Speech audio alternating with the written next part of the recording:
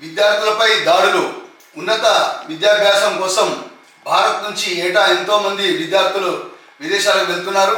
అక్కడ తరచూ దాడులకు గురవుతున్నారు. ఒక్కోసారి మన విద్యార్థులు ప్రాణాలు సైతం కోల్పోతున్నారు. అధికారిక లెక్కల ప్రకారం అమెరికా, కెనడా, రష్యా, యూకే ఇలా 12 దేశాల్లో గడిచిన 5 ఏళ్లలో 91 మంది భారతీయ విద్యార్థులపై దాడులు జరిగాయి. వారిలో 30 మంది ప్రాణాలు కోల్పోయారు. ఆ యొక్క లిస్ట్ ఒకటి చూద్దాం. కెనడా 27 మంది దాడులకు గురైనారు. అందులో 16 మంది మృత్యువాత పడ్డటువంటి వారుగా చూస్తున్నాం.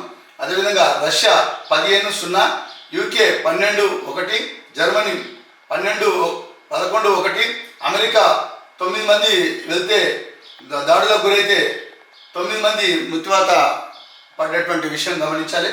ఆస్ట్రేలియాలో 4-1, Ireland 4-0, Italy 3-0, Philippines 3-0, China 1-1, Kyrgyzstan 1-1, Iran 1. మిత్రులారా, ఒక విషయం మనం ఇక్కడ గమనించాలి.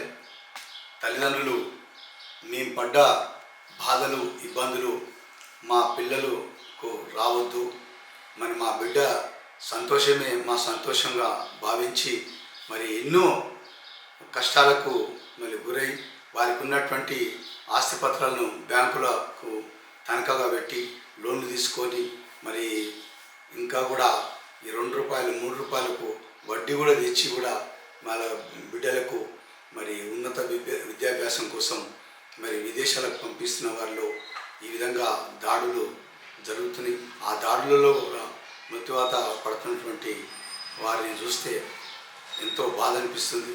నిజంగా చెప్పాలంటే మరి తల్లిదండ్రులు వారి యొక్క కళలు ఈ విధంగా చూస్తున్నప్పుడు కన్నీరు మున్నీరుగా చాలామంది విలపించడం కూడా జరిగింది.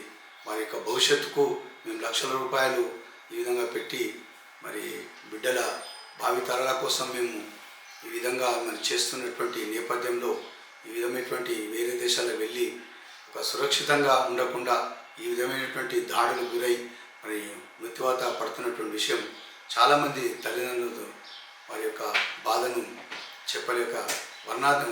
చెప్పలేని వర్ణాతీతంగా ఉందని చెప్పవచ్చు.